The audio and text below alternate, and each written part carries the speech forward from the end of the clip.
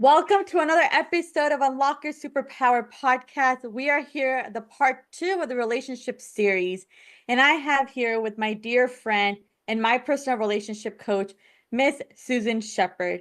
And if you don't know anything about her, she has spent 4 decades, that's right, 4 decades in the emergency room. And now she has taken another 4 decades and become the #1 relationship coach expert for single women in the United States of America. She's not only a coach and an expert, but she's also a serial entrepreneur and a multi-international best-selling author. So please welcome Susan Shepard to our wonderful Unlock Your Superpower podcast. I'm your host, Michelle Mayton. I have with me my co-host, Veronica Joseph. and we are so excited to have you be part of the part 2 of the series of What's It Like to Find Your Dream Partner. So Susan, take it away. So happy to be back with you again, ladies. Last time we talked about my 5-step process, which very briefly is CLASS, C for clarity, L for love yourself, A for ask for what you want, S for success with the essential ingredients in a relationship, and the last S is for step up and step out, because you are now ready to choose the person you want in your life. So what would you like to know more about other than what the basic steps are? So, Susan, we covered the basic step, and my question to you is tell us more about the process that you use for single women finding the right person for them, and let's go in depth. So, step 1 is clarity. And really what I want you to do is get in touch with who you are. So a lot of the work in step 1 is pretty simple. You just identify your values and prioritize them and really figure out what it is that you want. Because most women, like I think I may have said this before, most women have a sense of what they want, but they don't actually dig into it and decide what it is they're specifically looking for. So I've had many clients come to me and say, oh, I want a man. And then when we get working, they change their mind and they say, oh, maybe that's not really what I want. Maybe I just want some friends, or maybe I want to have a better relationship with my kids, or maybe I do want a man, but I don't want to get married, so they change their mind because they actually go in depth and figure out what it is they really want. So that's step 1. Step 2 is the transformation process. And this is where the majority of all the work that you're going to do with me happens. It's unorthodox, it's different, it's challenging at first and fun after you start doing it. And so the basis of step 2, the love yourself step, is I want you to go and meet, if it's a man you're looking for, 40 men that you're not particularly attracted to. And I want you to have intimate conversation with them. And you'll ask me, of course, what does intimate conversation mean? And intimate conversation is not about sex. Intimate conversation is, who are you? What gets you up in the morning? What are you passionate about? What are your highest values? How do you really treat women? What is it you want in your life? And having that type of a conversation. That's not a typical first conversation with someone you meet on the street. But I tell my clients, I want you to have this kind of conversation with every man you meet. So, how do you make them feel comfortable discussing those, questions? Because the man will say, oh, I wanted to actually cover that in a private conversation, or I don't feel comfortable answering your question. That's a really good question, but the trick of it is this. If you ask somebody an intimate question and they don't want to answer you, then they're the wrong person to talk to. You just go next. Because what happens is you can start a conversation with anyone.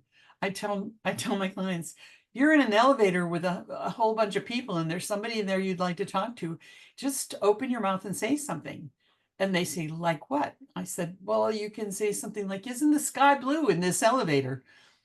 Knowing full well there's no sky, and it doesn't matter what you say. You opening your mouth and words coming out of your mouth gives anyone permission to talk to you.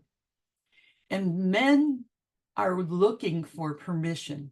They're looking for a signal from you to be able to say something to you. Now, if nobody talks to you, it means their mind is elsewhere. They're focused on where they're going, what they're doing. Maybe they have a sales call. Maybe they have an appointment in a doctor's office. Maybe they're meeting a woman. Who knows? It doesn't matter. But if they don't talk to you, then it's not about you. It's about them and where they're going and what they're doing. You can be in a grocery store and say, gee, these apples look really fresh. You know, it doesn't matter. But if there's somebody there that's willing to talk to you, you can have a conversation with them. And then when you start asking them the things that you want to ask them, and you're not going to come right out and say, what's your highest value? You basically just have a conversation with them and say, what are you up to today? How's your day going? Are you having a good day? And if they say yes or no, or however they answer, it leads you in the direction of a conversation. And all you have to do is be open and be authentic and be real. And when you get to the part where you want to know what are they passionate about? Ask them, what do you do when you're not working? You ask somebody what they're doing when they're not working, and they will go off on their passion. And believe me, if you're having a 15 or 20-minute conversation, they'll come back to it several times. So you'll be able to identify what they're passionate about. When they talk about their family or their job or how much money they make or what kind of car they drive, you can identify their values. I mean, there's a certain amount of interpretation, but you can identify the values, the things that are important to them.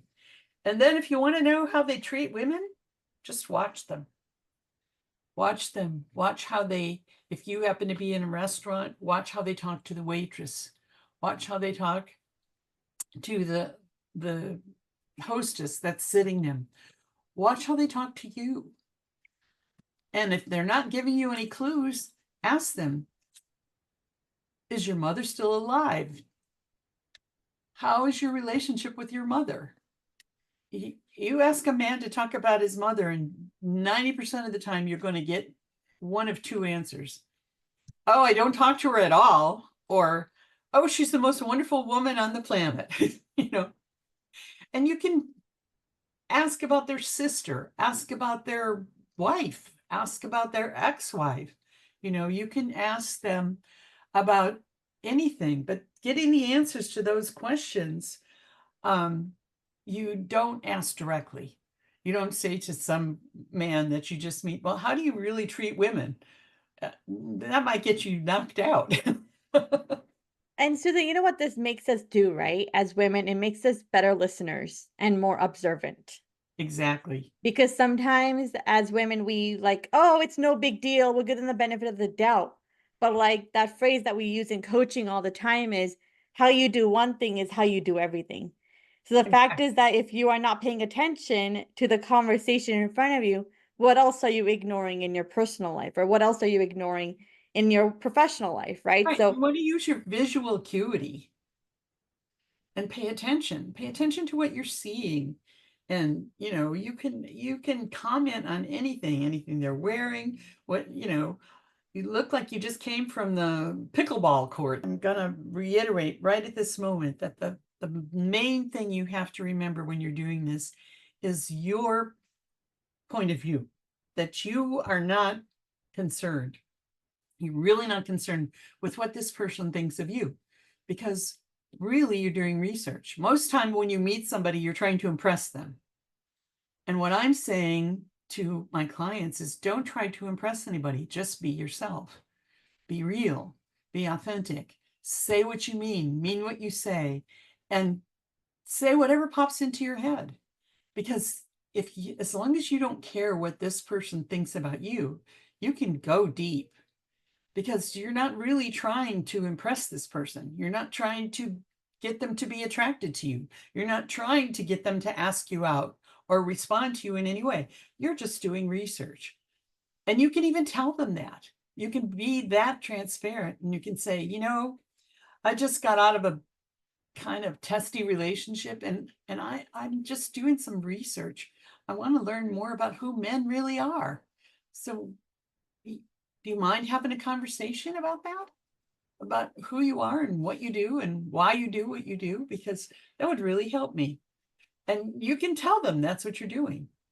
Well, the truth of it is that when you put your attention on another person for 20 minutes and you are focusing all of your attention on this person and asking them personal questions, what their interpretation of it is that you want to be associated with them. You want to meet them. You want to spend time with them.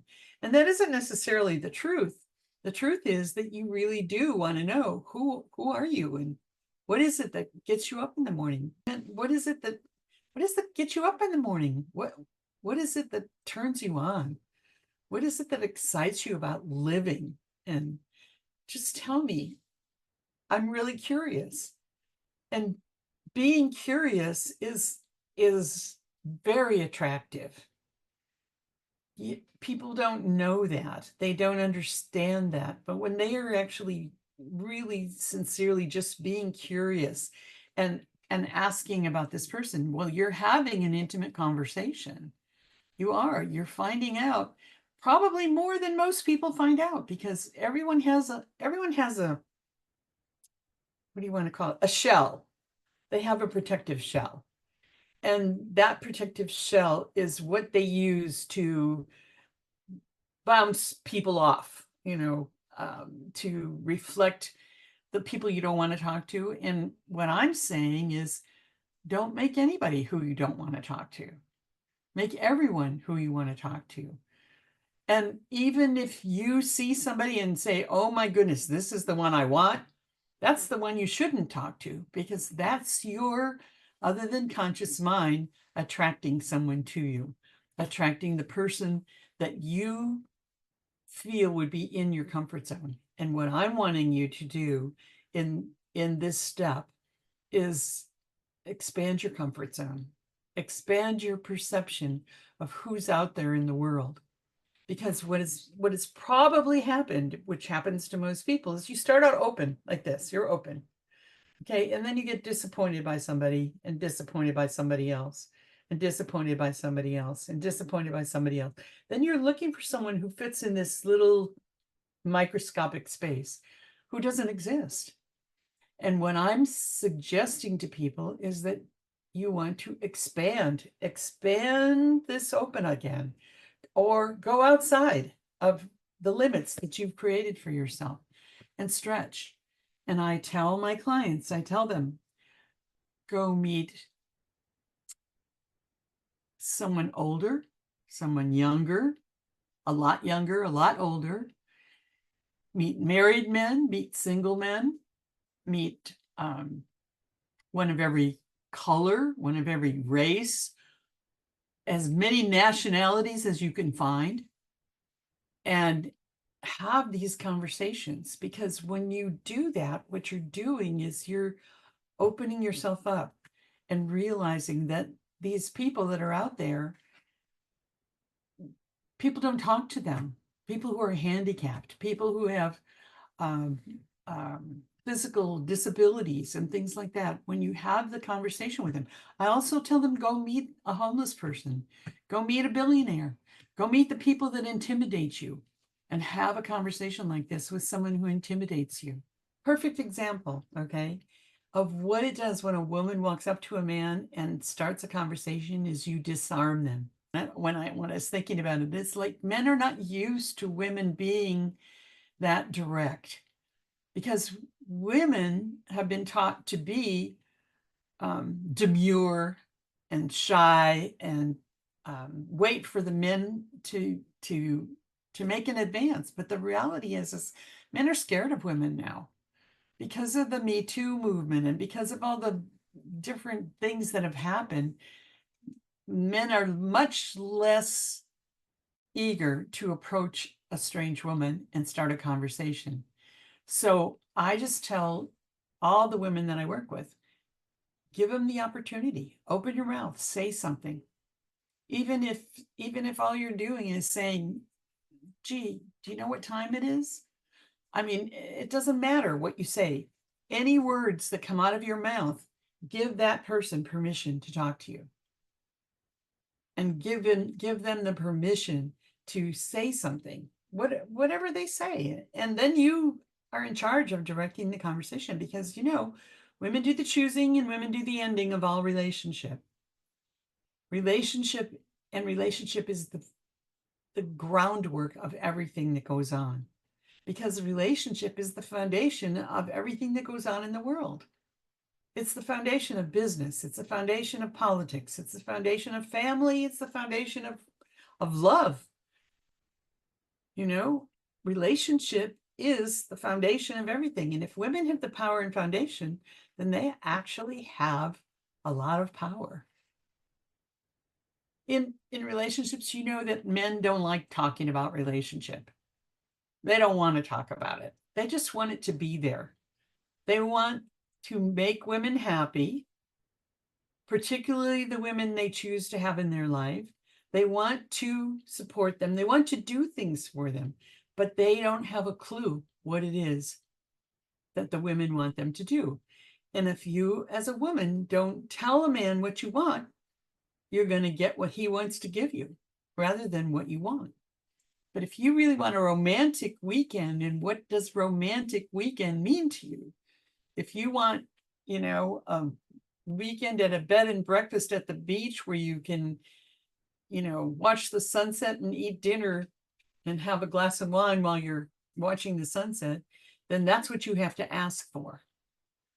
But asking for a romantic weekend isn't going to get you what you want. I can almost guarantee it. Well, is there a way you can tell the single out there what questions they can ask to find out whether if the person likes them or they just want to have sex? You pretty much know by the way they're reacting. Wouldn't you say that's true, Michelle? Yeah, like there are times where I would message somebody and they would send me a picture of, without a shirt on. They'll have pants or shorts on, but they won't have any shirt. And I know, okay, where their head's at, right? Because men usually think from down there. They don't usually think from up here, and women think from their heads more so than others. And just knowing that, and then also many times they'll reach out to you in the middle of the night. Yeah. I was thinking about you, and and they'll say something like, oh, I wish you were in bed with me. Well, you obviously know where their intentions are at. So navigating that thought process of, do I really want that initial long-term relationship, or do I just want that quick release and I'm out of here?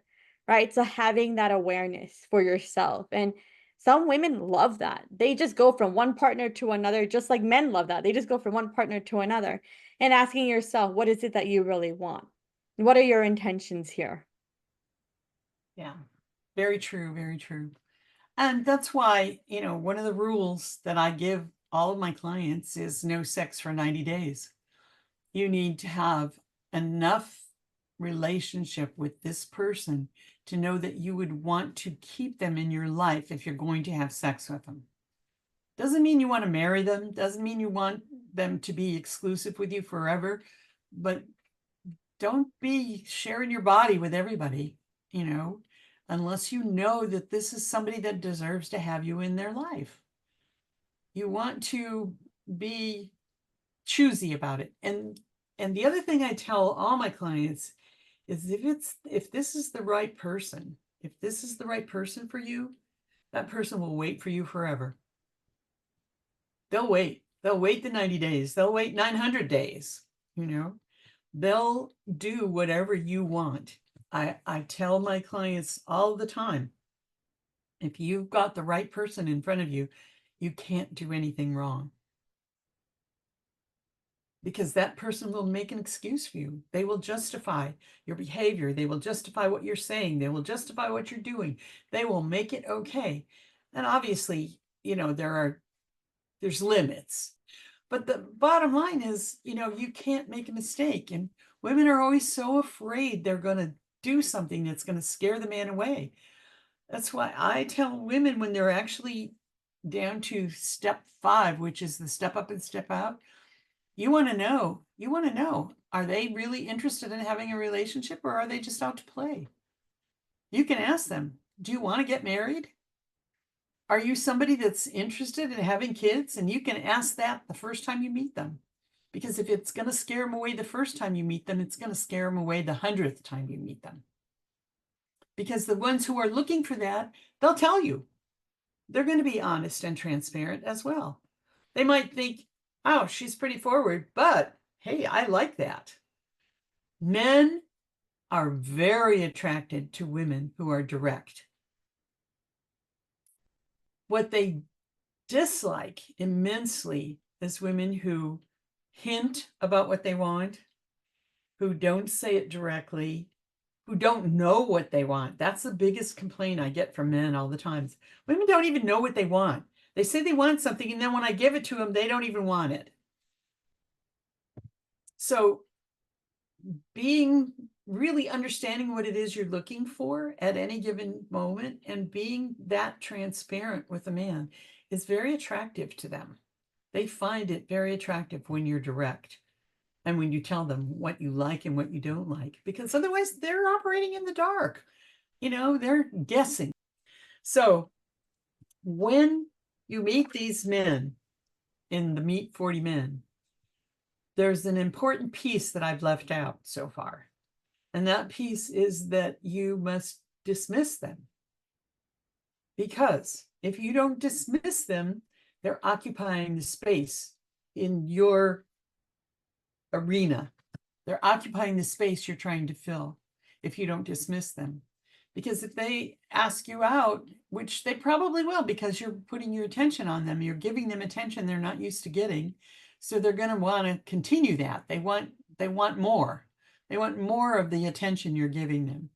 So, but you have to say to them, I tell them, you can't date these people. You're not ready because you haven't healed your broken heart. You haven't defined your values. You haven't defined your deal breakers. You are not ready to be in a relationship. You are not ready to choose the person you want yet because you haven't identified what you're looking for.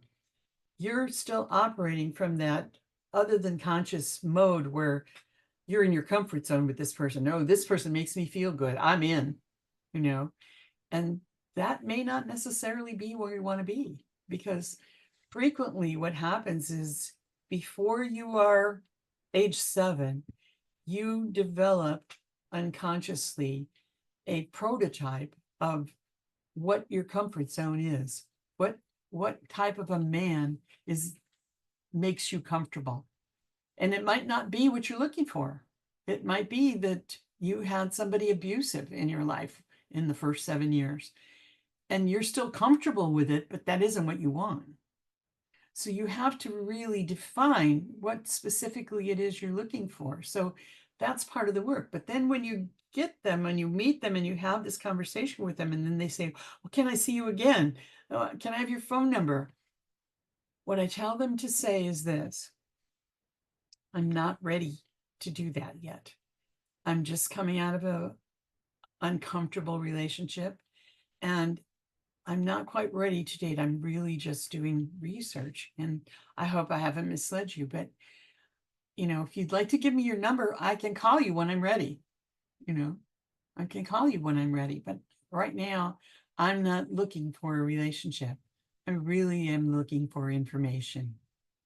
And when you say it that way, they get it. And you doing that action of dismissing them and walking away raises your self-esteem. So the other piece is that I ask my clients to journal. I want them to list the men that they've had these intimate conversations with. There's the columns, and the first one is your identifier, and you don't even have to have a name. You can be met this man at the Vons supermarket in the parking lot on such and such a date. You don't have to know his name. And then what I want you to list on your in your journal is, what are you attracted to about this person? And you have to find something attractive about everyone, no matter how unattractive they are. Find something you're attracted to. Find out what are the turnoffs. What are the things that they do that really you don't like? Identify their values from the conversation.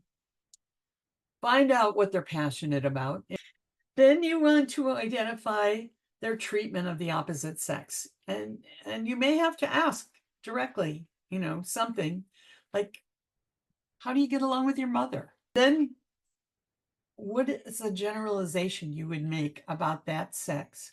What's a generalization from what did you learn about men from the conversation you just had? Just a generalization. And then what did you learn about yourself from the conversation you just had? And if you do this analysis with yourself every time you have one of these conversations, you learn a whole lot about yourself. And then did you dismiss them? Did you actually do the dismissal? Because if you don't do the dismissal, you don't get the self-esteem boost. And then the last column in the journal is there any comment? Anything you want to say about this person? And it may be, oh, I really found this person interesting. I'd like to meet him again.